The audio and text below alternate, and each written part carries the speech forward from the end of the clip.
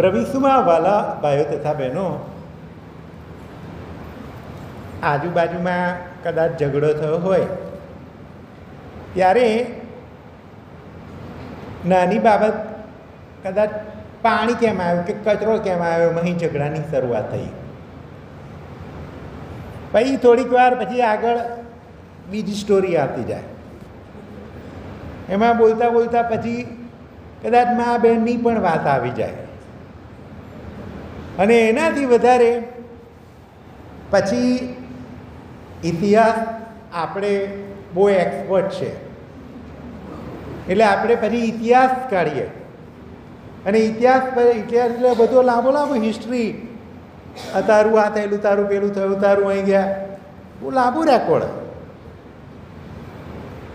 સાચા અર્થમાં પ્રભુ કોઈનો રેકોર્ડ રાખતો નહીં, પણ માણસો આ રેકોર્ડ રાખે છે. કેટલી બધી વખતે કદાચ પ્રભુ આપણને ક્ષમા કરે પણ આપણે એ રેકોર્ડ ડિલીટ કરવા માગતા જ નહીં. કદાચ અમુક વખતે મેમરી ફૂલ થઈ જાય પણ તેમ છતાં પણ રેકોર્ડ આપણી સાથે જ હોય. અને એટલે આજે માથિકૃત શુભ સંદેશમાં 21મો અધ્યાય આ વાત એટલા માટે કરું છું. આમ તો ભસ્મ બુધવારે 3 પ્રકારના સંબંધો વિશે ડાયરેક્ટ વાત કરે છે પ્રભુ. પહેલામાં પહેલી કે ઉપવાસ એટલે સ્વ સાથેનો સંબંધ, બીજી બાબત પ્રાર્થના ભગવાન સાથેનો સંબંધ, અને ત્રીજી બાબત દાન એ બીજાઓ સાથે, બીજાઓના માટે એ સંબંધની વાત છે. એટલે બીજાના સંબંધ, બીજા વિશેના સંબંધો વિશે વાત કરું, કેમ કે ભગવાન તો આપણી જોડે જે કહે એ બધું સાંભળી લે એટલે એની જોડે પ્રોબ્લેમ ના થાય. આપણું હોય તો કદાચ દાંતથી જીભને બચકું ભરાઈ જાય, એવું મારો જ દાંત છે એટલે જવા દે, નહીં પાડવો, રહેવા દે. બીજા તે જ કંઈ કરે તો તે મને 1 આપીને હું તને 3 આપીશ, કદાચ પરિસ્થિતિ. એટલે માથિકૃત શુભ સંદેશમાં 21મો અધ્યાય કહે છે, પેલો આવીને વાત કરે છે, મારે મારા ભાઈને કેટલી વાર ક્ષમા આપવી. અને ત્યારે પ્રભુ પેલો માણસ બોલાયો થવા કેટલી 7 વાર. પણ પ્રભુ શું કહે છે? 7 વાર નહીં, 70 વખત 7 વાર. કદાચ પણ આમ તો 70 490 પૂરું થઈ જાય એમ નહીં. પ્રભુ ઈસુ 490 પણ નહીં કહેતા, અગણિત વાર, અગણિત વાર. તારે તારા ભાઈને, તારી બહેનને, તારા તારા સગાવાલા, તારા કુટુંબીજનો કે તારા આજુબાજુ પાડોશી બધાની વાત છે, ત્યાં દરેકને માફી આપવી. માણસ તરીકે દુનિયામાં રહીએ છીએ એટલે આવું બધું થોડોક નાનો મોટો ઝઘડો તો થાય, બોલવાનું થાય, કારણ કે આપણી સંસ્કૃતિ અલગ છે, આપણા વિચારો અલગ છે, આપણી રહેણીકરણી અલગ છે, આપણું ઘર, આપણું કુટુંબ અલગ છે, અને એટલે પ્રોબ્લેમ થાય. પણ પ્રભુ કહે છે માફી આપો, માફી આપો. અને એટલે ઘણી બધી વખતે તમારે ને મારો સ્વભાવ કદાચ પ્રભુથી વિપરીત, અને આપણે માફી ના આપતા લોકોનું લિસ્ટ લઈને ફરતા હોય, લોકોનું લિસ્ટ લઈને ફરતા હોય છે.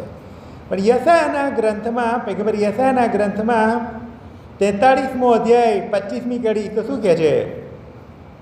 હું તારા પાપોને યાદ નહીં કરું. એ કેમ કહે છે? મારા નામની પ્રતાપે હું પ્રભુ છું એટલે મારે તારા પાપોને તારા પાપોને યાદ નહીં કરું, એ વાત કરે છે. કેમ કે હું દયાળુ છું, પ્રભુ છું એટલે દયાળુ છું ને એટલે તારા પાપોને માફ નહીં કરું. કદાચ આપણે એના દીકરા દીકરીઓ હોય તો આપણી પાસે પણ એ જ અપેક્ષા રાખે છે કે તમે પણ માફી આપો. યશાયાના ગ્રંથમાં 44મો અધ્યાય 22મી કડીમાં સરસ વાત કરે છે, જેવી રીતે વાદળ હટી જાય છે ને એવી રીતે તમારા પાપોને પણ હું હટાવી દઈશ. જેવી રીતે ઝાકળ પ્રકાશમાં અદૃશ્ય થઈ જાય છે એવી રીતે તમારા પાપોને પણ હું અદૃશ્ય કરી નાખીશ. પ્રભુ એ જ કહે છે કે તમારા પાપોને હું નહીં સંભાળું, તમારા પાપોને હું યાદ નહીં રાખું. એ જ સંદેશો વારંવાર પ્રભુ આપે છે કે તમે પણ બીજાઓને માફી આપો.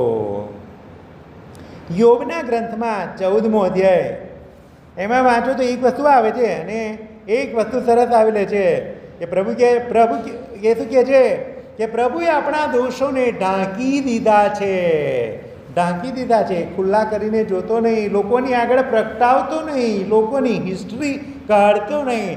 બધાની હિસ્ટ્રી કદાચ કાઢે તો બધાની હિસ્ટ્રી કદાચ અહીં બેઠેલી દરેક વ્યક્તિ તમે કે હું એની આગળ ટકી શકીએ એમ નથી, કોઈ પણ ટકી શકે એમ નથી. પણ પ્રભુ આપણા દોષોને જોયા ના જોયા કરે છે, એની ઉપર ઢાંક પીછાડો કરે છે. સ્ત્રોત નંબર 103 10મી કડી અને 13મી કડી બહુ સરસ વાત કરે છે કે પ્રભુ આપણા પાપોને અનુસાર નહીં, આપણા પાપોને અનુસાર આપણને બદલો નથી આપતો, એ કહે છે એ અનંત કરુણાથી આપણા પર જુએ છે.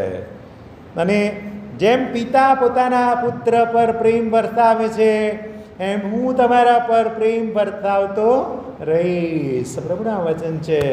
અને એ જો ઉડાવ દીકરો પાછો આવે છે ને, એ પ્રભુ ઈસુ એ બતાડે છે કે ઉડાવ દીકરો પાછો આવે છે ને, પપ્પા એને બોલવા જ નહીં દેતા સોરી. એ આવીને અરે દૂરથી ચલો ચલો એ મારો છોકરો પાછો આવ્યો, એને આ પગે પગરખા પહેરાવો, એને વીંટી પહેરાવો, એને નવો ડગલો પહેરાવો, અલગ અલગ તરત જ સોરી કહેવાનો વારો જ નહીં આવવા દેતો, સોરી કહેવાનો પિતા એનો વારો નહીં આવવા દેતા. કદાચ એ જ દયાળુ પ્રભુ, એ જ દયાળુ પ્રભુ છે, દયાળુ પ્રભુ છે, પ્રેમાળ પ્રભુ છે. આપણને પ્રેમ કરે છે, માફી આપે છે. ઉપદેશમાળાના ગ્રંથમાં 28મો અધ્યાય ત્રીજી કડીને 3થી 5મી કડીમાં એ શું કહે છે? જો કોઈ તેના ભાઈને માફી ન આપી શકે, આ ફક્ત ભાઈની જ વાત નહીં કરતા હું, પરિયંગો ફાધરે વાત કરેલી ફક્ત ભાઈની જ વાત કરી ના, બહેનની વાત કરે છે, બૈરીની વાત કરે છે, પતિની વાત કરે છે, બધાની વાત કરે છે. જો તારા ભાઈ એટલે આજુબાજુ પાડોશી બધા આવી ગયા. જો તું તારા ભાઈને માફી ના આપે તો તું પ્રભુ પાસે માફીની અપેક્ષા કેવી રીતે રાખી શકે? ત્યાં એ વાત કરવામાં આવે છે. અને એટલે દરેકના માટે લાગુ પડે છે કે મારે માફી આપવી જોઈએ. માથી 5મો અધ્યાય એ શું કહે છે? તમે તમારા શત્રુઓને માફી ના આપો તો તમે બદલું મેળવવા જેવું શું કર્યું? જે પાપ પ્રેમ કરે એને તો તમે પ્રેમ કરી શકો, જે માફી આપે એને માફી આપી શકો, પણ જે માફી ના આપે એને માફી આપો તો બદલો મેળવવા જેવું તમે કંઈ કર્યું છે. અને આપણી રોજ પ્રાર્થના કરીએ છીએ એ અમારા બાપ સરસ સુંદર પ્રાર્થનામાં સરસ આવે છે, જેમ અમે અમારા અપરાધોની ક્ષમા કરીએ છીએ તેમ તું અમારા અપરાધોની ક્ષમા કર. આપણે જ કહીએ છીએ, ક્ષમા ના આપીએ તો ક્ષમા મળવાની નથી. જેવા સાથે તેવા દરેક જગ્યાએ રહેવાનું છે, જેવા સાથે તેવા. અને એટલે માથી 18મો અધ્યાય કે જે પીટર પ્રશ્ન પૂછે છે કે, અને ત્યાં પ્રભુ એને જવાબ આપે છે કે એક માલિકનો એના દેવાદારને બોલાવે છે ને પેલો લાખો રૂપિયાનું દેવું આવીને પ્રભુને પગે પડે છે, એના માલિકને પગે પડે છે, મારું દેવું માફ કરો, મારી તાકાત નહીં. અને માલિકને એના પર દયા આવે છે, એનું દેવું માફ કરે છે. પેલો બહાર જાય છે ને એક બીજો નાનો એનો સાથી નોકર મળે છે, એનું થોડું ઘણું લેણું હતું, અને ત્યાં પેલો પણ વાત કરે છે, એને કહે તું મારું પાછળ આય, ના મારી તાકાત નથી. ને ત્યાં કહે છે એની સાથે બહુ ખરાબ વર્તન કરવામાં આવે છે, એને જેલમાં પુરાવવામાં આવે છે. જ્યારે માલિકને ખબર પડે છે ત્યારે તરત શું થાય છે? એને બોલાવે છે, એટલે મેં તારે આટલું બધું માફી આપી તો તારે થોડું માફી નહોતું કરું, તે કેમ ત્યાં દયા નહીં બતાવી? અને પછી બાઇબલ સ્પષ્ટ કહે છે એને પણ કેદમાં પૂરવામાં આવે છે, જ્યાં દોરવાનું ને કકડવાનું થાય છે, દાંત પીસવાનું થાય છે. આપણી પણ એ દશા થઈ શકે છે, આપણી પણ એ દશા થઈ શકે છે માફી ના આપીએ તો. અને એટલે બીજાઓનો હિસાબ રાખવાની જરૂર નહીં. અને હું કહું આપણે તો બીજાનો હિસાબ રાખીને કે આપણે સેક્રેટરીને બનાવ્યા, આપણે શું યાર જઈ કોઈ જોડે નાહી ગયા હોય તો આપણે શું જા વાત પૂરી થઈ ગઈ. આપણે બહુ સ્ટોરી રાખવાની જરૂર નહીં. એફેસસના પત્રમાં 4થો અધ્યાય 26-27 કડી, અને એ કહે છે જો તમે ક્રોધિત થાવ, જો તમે ગુસ્સે થાવ તો પણ એ પાપમાં પડશો નહીં, અને કદાચ પડો તો પણ સૂરજ ડૂબે એ પહેલાં માફી આપજો કે માફી માગજો. સૂરજને તમારો ગુસ્સો જોઈને ડૂબવા દેશું નહીં. આખો દિવસથી ગુસ્સામાં રહીએ ને તો આખી રાત પણ એક ગુસ્સામાં, અને પછી એસિડિટી થાય ને બીજું બધું થાય પ્રોબ્લેમ. કદાચ એમાં ને એમાં બહુ જ ગુસ્સામાં રહે તો પછી બીપી પણ હાઈ થઈ જાય. પછી ઇમરજન્સીમાં 108 બોલાવવાનો વારો પણ આવી શકે છે. પ્રોબ્લેમ.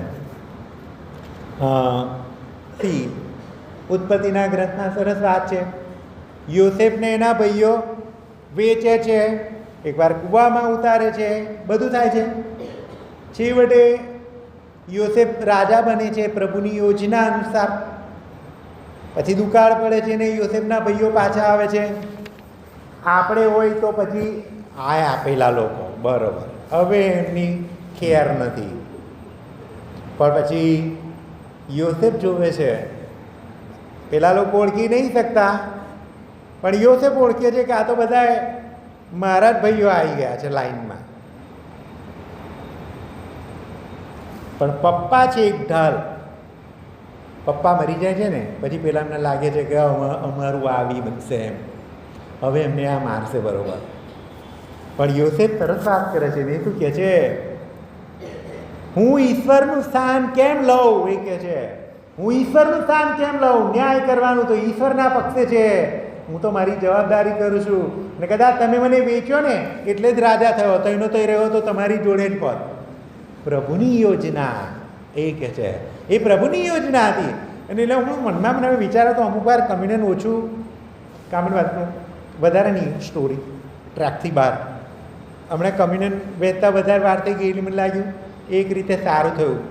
બધા બહારથી બહાર જતી રહેતા હતા ને આજે ભગવાને જોયા કે આ બધા દેવળમાં આવે છે નજીક. એ જ પ્રભુની યોજના. આપણે પણ એ જ યોજના સ્વીકારીએ. કદાચ સારું થયું, એણે મને દગો કર્યો, એના લીધે કદાચ પ્રોબ્લેમમાં મને કદાચ પ્રભુની કૃપા મળી. પોસિબલ છે. કોઈકે દગો કર્યો હોય, કોઈકે કંઈક આપણા પર ગુસ્સો કર્યો હોય, અને એ બધું લઈને ફરીએ એના કરતાં કદાચ એના લીધે કદાચ આજે કશુંક સારું થયું. અને એ જ પ્રભુની યોજના. બીજાનો હિસાબ રાખવાની જરૂર નથી. અને એટલે પ્રભુ પાસે કૃપા માંગીએ. રોમના ધર્મસંઘમાં 12મો અધ્યાય 20મી કડી શું કહે છે? તમારો દુશ્મન ભૂખ્યો હોય, તરસ્યો હોય તો એમને ખવડાવો, એમને પીવડાવો. પેલો માણસ ભોંઠો પડી જશે, તમારો દુશ્મન નહીં રહે. એ જ આ તપઋતુમાં એટલે જ મેં કહ્યું કે 3 પ્રકારના સંબંધો કરવાની વાત કરી. એમાં દાન તો આપી શકીએ, અહીંયા મેં મૂક્યું છે એમાં, પણ માફીનું દાન આપીએ કદાચ એ વધારે સારું થાય. પ્રભુને કહીએ, પ્રભુ મને મારા શત્રુઓ પ્રત્યે જેની સાથે સારો સંબંધ નથી રાખતો એમના પ્રત્યે પ્રભુ મને અનુકંપા. એકબીજા અમે એમને સ્વીકારી શકીએ, કદાચ માફી આપીએ. એને આપણે બોલાવે કે ના બોલાવે, આપણે સોરી કહી દઈએ. પ્રભુ પાસે કૃપા અને આશીર્વાદ આ આરાધનામાં માગીએ.